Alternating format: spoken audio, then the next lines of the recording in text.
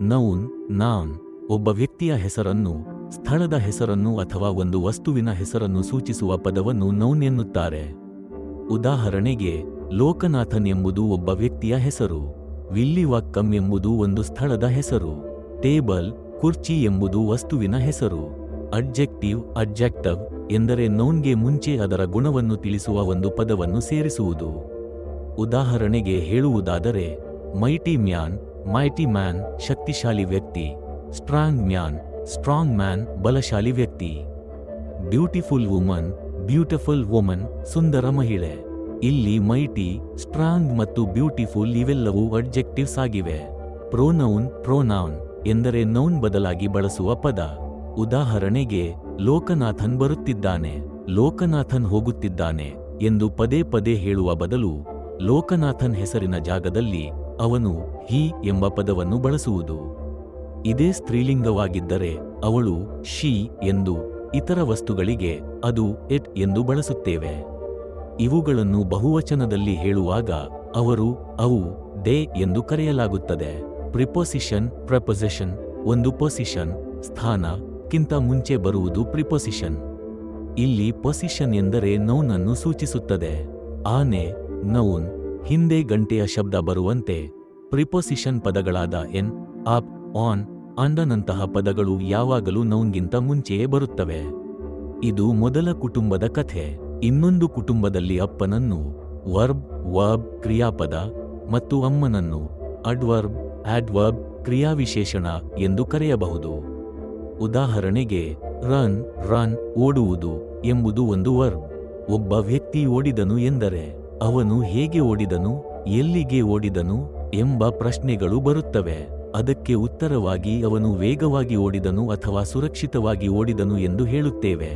ಹಿ ran safely, ಅವನು ಸುರಕ್ಷಿತವಾಗಿ ಓಡಿದನು. ಹಿ ran quickly, ಅವನು ವೇಗವಾಗಿ ಓಡಿದನು. ಇವುಗಳಲ್ಲಿ ಸೇಫ್ಲಿ ಮತ್ತು ಕ್ವಿಕ್ಲಿ ಎಂಬ ಪದಗಳು ಅಡ್ವರ್ಬ್ಗಳಾಗಿವೆ. ಈಗ ಮೊದಲ ಕುಟುಂಬವನ್ನು ಮತ್ತು ಎರಡನೇ ಕುಟುಂಬವನ್ನು ಒಟ್ಟಿಗೆ ಜೋಡಿಸಲು ಒಬ್ಬ ಬ್ರೋಕರ್, ಮಧ್ಯಸ್ಥಗಾರ ಬೇಕು.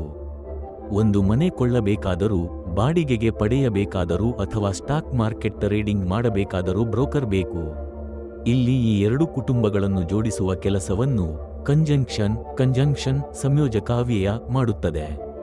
ಉದಾಹರಣೆಗೆ, and, but, or, because, neither, nor ಇತ್ಯಾದಿ. ನಾನು ಎಂಬುದು ಮೊದಲ ಕುಟುಂಬ. ಲವ್, ಪ್ರೀತಿಸು, ವರ್ಬ್ ಎಂಬುದು ಎರಡನೇ ಕುಟುಂಬ. ಇವೆರಡೂ ಇದ್ದರೆ ಅದೊಂದು ಸಿಂಪಲ್ ಸೆಂಟೆನ್ಸ್, ಸರಳ ವಾಕ್ಯ. ಯಾರನ್ನು ಎಂಬ ಪ್ರಶ್ನೆ ಬಂದಾಗ ನೀವು ಐ ಲವ್ ಅಥವಾ ಐ ಲವ್ ಬಿ ಎಂದು ಹೇಳಬಹುದು. ಇದರ ಜೊತೆಗೆ ಪಾರ್ಟ್ಸ್ ಆಫ್ ಸ್ಪೀಚ್ನ ಇನ್ನೊಂದು ಭಾಗವೂ ಇದೆ. ಅದನ್ನು ಸೇರಿಸಿ ನಾವು ವಾಕ್ಯವನ್ನು ಎಷ್ಟು ಬೇಕಾದರೂ ಉದ್ದಗೊಳಿಸುತ್ತಾ ಹೋಗಬಹುದು. ನೀವು ಈ ರೀತಿ ಸೆಂಟೆನ್ಸ್ ಮಾಡಿ ಇಂಗ್ಲಿಷ್ ಮಾತನಾಡುವುದನ್ನು ನೋಡಿ ಎದುರಿಗಿರುವವರು ಆಶ್ಚರ್ಯಪಡುತ್ತಾರೆ. ಅವರು ತಮ್ಮ ಆಶ್ಚರ್ಯವನ್ನು ವ್ಯಕ್ತಪಡಿಸಲು ಕೆಲವು ಪದಗಳನ್ನು ಬಳಸುತ್ತಾರೆ. ಅಯ್ಯೋ, ಅಮ್ಮೋ, ಆಹಾ, ಓಹೋ, ಭೇಷ್ ಎಂದು ಅನ್ನಬಹುದು. ಹೀಗೆ ಭಾವನೆಗಳನ್ನು ವ್ಯಕ್ತಪಡಿಸುವ ಪದಗಳನ್ನೇ ಇಂಗ್ಲಿಷ್ನಲ್ಲಿ ಇಂಟರ್ಜೆಕ್ಷನ್ ಭಾವಸೂಚಕ ಅವ್ಯಯ ಎನ್ನುತ್ತಾರೆ. ಓಕೆ, ನೀವು ಗ್ರಾಮರ್ ಕಲಿತಿದ್ದೀರಿ. ಇಲ್ಲಿಗೆ ಪಾರ್ಟ್ಸ್ ಆಫ್ ಸ್ಪೀಚ್ ಮುಗಿಯಿತು. ನಾವು ಈಗ ಇಂಗ್ಲಿಷ್ನ ಎರಡನೇ ಪ್ರಮುಖ ಭಾಗದ ಬಗ್ಗೆ ನೋಡಲಿದ್ದೇವೆ. ಅದೇನಪ್ಪ ಎಂದರೆ ವರ್ಬ್ ಕ್ರಿಯಾಪದ. ವರ್ಬ್ ಅನ್ನು ರೈಲಿನ ಇಂಜಿನ್ ಇದ್ದಂತೆ ಎಂದು ಕೊಳ್ಳಬಹುದು ಮತ್ತು ಉಳಿದ ಪಾರ್ಟ್ಸ್ ಆಫ್ ಸ್ಪೀಚ್ ಅನ್ನು ರೈಲಿನ ಡಬ್ಬಿಗಳು, ಕಂಪಾರ್ಟ್ಮೆಂಟ್ಸ್ ಎಂದು ತಿಳಿಯಬಹುದು. ಇಂಜಿನ್ ಅನ್ನು ಡಬ್ಬಿಗಳ ಜೊತೆ ಜೋಡಿಸಿದರೆ ರೈಲು ಓಡಲು ಸಿದ್ಧವಾಗುತ್ತದೆ. ಆದರೆ ರೈಲು ಓಡಲು ಕೆಲವು ನಿಯಮಗಳಿವೆ. ಡಬ್ಬಿಗಳನ್ನು ಜೋಡಿಸಿರಬೇಕು, ಡ್ರೈವರ್ ಇರಬೇಕು, ಗಾರ್ಡ್ ಇರಬೇಕು ಮತ್ತು ಸಿಗ್ನಲ್ ಇರಬೇಕು. ಈಗ ರೈಲು ರೆಡಿಯಾಗಿದೆ. ಇಂಗ್ಲಿಷ್ ಮಾತನಾಡಲು ಅಥವಾ ಬರೆಯಲು ಸಿದ್ಧವಾಗುವ ಮುನ್ನ ನಿಮಗೆ ಕನಿಷ್ಠ 200 ವರ್ಬ್ಸ್ ಮತ್ತು 200 ನೌನ್ಸ್ ತಿಳಿದಿರಬೇಕು. ನಾನು ಒಂದು ಸೈಕಲ್ ತೋರಿಸಿ ಇದು ಏನು ಎಂದರೆ ಅದು ಸೈಕಲ್ ಎಂದು, ಒಂದು ಬೆಂಡೆಕಾಯಿ ತೋರಿಸಿ ಇದು ಏನು ಎಂದರೆ ಅದು ಲೇಡೀಸ್ ಫಿಂಗರ್ ಎಂದು ನಿಮಗೆ ತಿಳಿದಿರಬೇಕು. ಕನ್ನಡದಲ್ಲಿ ಆಲೂಗಡ್ಡೆ ಎನ್ನುವುದಕ್ಕೆ ಇಂಗ್ಲಿಷ್ನಲ್ಲಿ ಪೊಟ್ಯಾಟೊ ಎಂದು, ಟೊಮೆಟೊ ಎನ್ನುವುದಕ್ಕೆ ಟೊಮೆಟೊ ಎಂದು ತಿಳಿದಿರುವುದು ಅತ್ಯಗತ್ಯ. ಇಂಗ್ಲಿಷ್ ಮಾತನಾಡಲು ಈ ರೀತಿ ಕನಿಷ್ಠ 200 ರಿಂದ 300 ಪದಗಳು ತಿಳಿದಿದ್ದರೆ ಇಂಗ್ಲಿಷ್ ಮಾತನಾಡುವುದು ತುಂಬಾ ಸುಲಭವಾಗುತ್ತದೆ. ಕನ್ನಡದಂತೆಯೇ ಇಂಗ್ಲಿಷ್ನಲ್ಲೂ ವರ್ತಮಾನ ಕಾಲ ಪ್ರೆಸೆಂಟ್ ಟೆನ್ಸ್, ಭೂತಕಾಲ ಪಾಸ್ಟ್ ಟೆನ್ಸ್ ಮತ್ತು ಭವಿಷ್ಯತ್ ಕಾಲ ಫ್ಯೂಚರ್ ಟೆನ್ಸ್ ಎಂದು 3 ಮುಖ್ಯ ಕಾಲಗಳಿವೆ.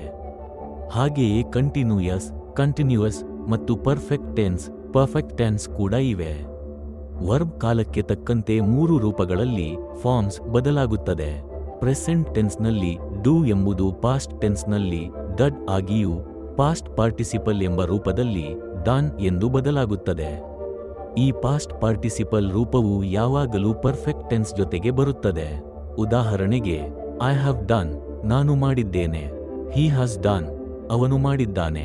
ಅದಕ್ಕಾಗಿ do did done, go went gone, sleep slept ನಂತೆ ಬದಲಾಗುವ ಸುಮಾರು 50 ಪ್ರಮುಖ ವರ್ಬ್ಗಳನ್ನು ಓದಿ ನೆನಪಿಟ್ಟುಕೊಳ್ಳುವುದು ತುಂಬಾ ಒಳ್ಳೆಯದು. ನೀವು ಪಾಸ್ಟ್ ಪಾರ್ಟಿಸಿಪಲ್ ಕಲಿಯುವುದು ನಿಮಗೆ ತುಂಬಾ ಸಹಾಯ ಮಾಡುತ್ತದೆ. ನಾವು ವರ್ತಮಾನ ಕಾಲದಲ್ಲಿ ಪ್ರೆಸೆಂಟ್ ಟೆನ್ಸ್ 4 ವಿಧವಾಗಿ ಮಾತನಾಡಬಹುದು. ಭೂತಕಾಲದಲ್ಲಿ ಪಾಸ್ಟ್ ಟೆನ್ಸ್ 4 ವಿಧವಾಗಿ ಮಾತನಾಡಬಹುದು. ಭವಿಷ್ಯತ್ ಕಾಲದಲ್ಲಿ ಫ್ಯೂಚರ್ ಟೆನ್ಸ್ 4 ವಿಧವಾಗಿ ಮಾತನಾಡಬಹುದು. ಒಟ್ಟಾರೆಯಾಗಿ 12 ವಿಧಗಳಲ್ಲಿ ಮಾತನಾಡಬಹುದು. ಇದನ್ನು ಆಕ್ಟಿವ್ ವಾಯ್ಸ್ ಕರ್ತರಿ ಪ್ರಯೋಗ ಎನ್ನಲಾಗುತ್ತದೆ. ಅದೇ ರೀತಿ ಪ್ಯಾಸಿವ್ ವಾಯ್ಸ್ ಕರ್ಮಣಿ ಪ್ರಯೋಗ ನಲ್ಲಿ ವರ್ತಮಾನ ಕಾಲದಲ್ಲಿ 3 ವಿಧವಾಗಿಯೂ ಭೂತಕಾಲದಲ್ಲಿ 3 ವಿಧವಾಗಿಯೂ ಭವಿಷ್ಯತ್ ಕಾಲದಲ್ಲಿ 2 ವಿಧವಾಗಿಯೂ ಮಾತನಾಡಬಹುದು. ಒಟ್ಟಾರೆಯಾಗಿ 8 ವಿಧಗಳಲ್ಲಿ ಮಾತನಾಡಬಹುದು. ಈ ಎರಡನ್ನು ನೀವು ಮಾಸ್ಟರ್ ಮಾಡಿದರೆ ನೀವು ಸ್ವಂತವಾಗಿ ವಾಕ್ಯಗಳನ್ನು ರಚಿಸಬಹುದು, ಸರಿಯಾಗಿ ಮಾತನಾಡಬಹುದು ಮತ್ತು ಬರೆಯಬಹುದು. ಐ ಲವ್ ಎಂಬುದು ಒಂದು ನೌನ್ ಮತ್ತು ಒಂದು ವರ್ಬ್ ಹೊಂದಿರುವ ಸರಳವಾದ ವಾಕ್ಯವಾಗಿದೆ. ಇದರ ನಂತರ ಬರುವ ಪದಗಳನ್ನು ಆಬ್ಜೆಕ್ಟ್ ಕರ್ಮಪದ ಎನ್ನಲಾಗುತ್ತದೆ. ಐ ಲವ್ ಜೊತೆಗೆ I love you, I love a beautiful woman ನಂತಹ ಪದಗಳನ್ನು ಸೇರಿಸಿ ಸುಲಭವಾಗಿ ಮಾತನಾಡಬಹುದು. ಮುಂದೆ ಬರುವುದು ಕಂಟಿನ್ಯೂಯಸ್ ಸೆಂಟೆನ್ಸ್. ಮೊದಲು ನೌನ್ ಬರುತ್ತದೆ. ಅದರ ನಂತರ ಬರುವ ವರ್ಬ್ ಕಾಲವನ್ನು ತೋರಿಸುತ್ತದೆ. Is, was, will. ತದನಂತರ ಬರುವ ಮುಖ್ಯ ವರ್ಬ್ ಜೊತೆಗೆ ಇಂಗ್ ಸೇರಿ ಬರುತ್ತದೆ. ಇವು 6 ವಿಧಗಳಾಗಿವೆ. Simple present continuous, I'm loving. Simple past continuous, I was loving. Simple future continuous, will be loving ಎಂದು 3 ರಕಗಳು. Present perfect continuous, have been loving, past perfect continuous, had been loving, ಮತ್ತು future perfect continuous, I will have been loving ಎಂದು ಇನ್ನ 3 ರಕಗಳಾಗಿ ಬರುತ್ತವೆ. ಈಗ simple continuous ಮತ್ತು perfect tense ಬಗ್ಗೆ ನೋಡೋಣ. ನೀವು ಪೇಂಟಿಂಗ್ ಮಾಡುತ್ತಿರುವಾಗ ಯಾರಾದರೂ ಬಂದು ಏನು ಮಾಡುತ್ತಿದ್ದೀರಿ ಎಂದು ಕೇಳಿದರೆ ನೀವು ಹೇಳುವ ಉತ್ತರ ನಾನು ಪೇಂಟಿಂಗ್ ಮಾಡುತ್ತಿದ್ದೇನೆ, ಐ ಆಮ್ ಪೇಂಟಿಂಗ್ ಎಂದಾಗಿರುತ್ತದೆ. ಇದನ್ನು ಮಾಡಿದ್ದು ನೀನೇನಾ ಎಂದು ಕೇಳಿದರೆ ನಾನೇ ಮಾಡಿದ್ದು ಎಂದು ಒತ್ತಿ ಹೇಳುತ್ತೀರಿ. ಇದನ್ನು ನಾನೇ ಮಾಡಿದ್ದು ಎಂದು ಸ್ಪಷ್ಟವಾಗಿ ಹೇಳಬೇಕೆಂದರೆ ಐ ಹ್ಯಾವ್ ಪೇಂಟೆಡ್ ಎಂದು ಹೇಳಬೇಕು. ನೀವು ಇವತ್ತು, ನಿನ್ನೆ, ಮೊನ್ನೆ ಕೂಡ ಪೇಂಟಿಂಗ್ ಮಾಡುತ್ತಲೇ ಇದ್ದೀರಿ ಎಂದು ಇಟ್ಟುಕೊಳ್ಳೋಣ. ಯಾರಾದರೂ ಬಂದು ಏನು ಮಾಡುತ್ತಿದ್ದೀರಿ ಎಂದು ಕೇಳಿದಾಗ ನೀವು ಒಂದೇ ಕೆಲಸವನ್ನು ಸತತವಾಗಿ ಮಾಡಿಕೊಂಡು ಬರುತ್ತಿರುವುದರಿಂದ ನೀವು ಹೇಳಬೇಕಾದ ಉತ್ತರ I have been painting for the last 1 day or 2 days ಎಂದಾಗಿರುತ್ತದೆ. ವರ್ತಮಾನ ಕಾಲಕ್ಕೆ ಪ್ರೆಸೆಂಟ್ ಟೆನ್ಸ್ ಸಂಬಂಧಿಸಿದ 4 ರೀತಿಯ ವಾಕ್ಯಗಳ ಬಗ್ಗೆ ನೋಡಿದ್ದೇವೆ. ಈಗ ನಾವು ಭೂತಕಾಲಕ್ಕೆ ಪಾಸ್ಟ್ ಟೆನ್ಸ್ ಹೋಗೋಣ. ಇದನ್ನು ಯಾರು ಮಾಡಿದ್ದು ಎಂದು ಕೇಳಿದಾಗ ವರ್ತಮಾನ ಕಾಲದಲ್ಲಿ ಐ ಡೂ ಇಟ್ ಎಂದು ಹೇಳುವುದು ಭೂತಕಾಲದಲ್ಲಿ ಐ ಡಿಡ್ ಇಟ್ ಎಂದು ಬದಲಾಗುತ್ತದೆ. ಅದೇ ರೀತಿ ಐ ಆಮ್ ಡೂಯಿಂಗ್ ಎಂಬುದು ಐ ವಾಸ್ ಡೂಯಿಂಗ್ ಎಂದು ಬದಲಾಗುತ್ತದೆ. ಸ್ವಲ್ಪ ಒತ್ತಿ ಹೇಳಬೇಕೆಂದರೆ ಪರ್ಫೆಕ್ಟ್ ಟೆನ್ಸ್ ಬಳಸಬೇಕು. ಆಗ ವರ್ತಮಾನ ಕಾಲದಲ್ಲಿರುವ ಹ್ಯಾವ್, ಹ್ಯಾಸ್ ಡನ್ ಎಂಬುದು ಹಡ್ ಡನ್ ಎಂದು ಬದಲಾಗುತ್ತದೆ. ಇದನ್ನೇ ಪರ್ಫೆಕ್ಟ್ ಕಂಟಿನ್ಯೂಯಸ್ನಲ್ಲಿ ಹೇಳಬೇಕೆಂದರೆ ಹ್ಯಾವ್ ಬಿನ್ ಡೂಯಿಂಗ್ ಎಂಬುದು ಭೂತಕಾಲದಲ್ಲಿ ಹಡ್ ಬಿನ್ ಡೂಯಿಂಗ್ ಆಗಿ ಬದಲಾಗುತ್ತದೆ. ಗುಡ್ ಡೇ ಆಕ್ಟಿವ್ ವಾಯ್ಸ್ನಲ್ಲಿ 3ನೇ ಭಾಗವಾದ ಭವಿಷ್ಯತ್ ಕಾಲದ ಫ್ಯೂಚರ್ ಟೆನ್ಸ್ ಬಗ್ಗೆ ನೋಡೋಣ. I do present tense, I did past tense, I will do ಎಂಬುದು ಫ್ಯೂಚರ್ ಟೆನ್ಸ್.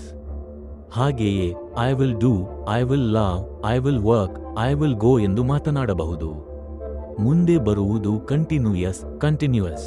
ಇದು ಭವಿಷ್ಯತ್ ಕಾಲದಲ್ಲಿ ವಿಲ್ ಬಿ ಡೂಯಿಂಗ್ ಎಂದು ಬದಲಾಗುತ್ತದೆ. I will be doing, I will be loving, I will be working ಮತ್ತು ಐ ವಿಲ್ ಬಿ ಗೋಯಿಂಗ್ ಎಂದು ಬರುತ್ತದೆ.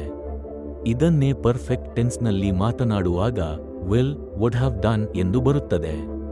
ಇಂಗ್ಲಿಷ್ನಲ್ಲಿ ಮಾತನಾಡುವಾಗ ಹೆಚ್ಚಾಗಿ ವುಡ್ ಎಂಬ ಪದವನ್ನು ಬಳಸುತ್ತಾರೆ. Future perfect continuous, future perfect continuous. Future ಟೆನ್ಸ್ನಲ್ಲಿ ಐ ವಿಲ್ ಬಿ ಡೂಯಿಂಗ್ ಎಂದು ಹೇಳುವ ಪದ ಫ್ಯೂಚರ್ ಪರ್ಫೆಕ್ಟ್ ಕಂಟಿನ್ಯೂಯಸ್ನಲ್ಲಿ ವುಡ್ ಹ್ಯಾವ್ ಬಿನ್ ಡೂಯಿಂಗ್ ಎಂದು ಬರುತ್ತದೆ. ನಾಳೆ 3 ಗಂಟೆಗೆ ನೀನು ಏನು ಮಾಡುತ್ತಿರುತ್ತೀಯಾ ಎಂದು ಪ್ರಶ್ನೆ ಕೇಳಿದರೆ ಅದಕ್ಕೆ ಇಂಗ್ಲಿಷ್ನಲ್ಲಿ ಉತ್ತರ I would have been coming by train by that time.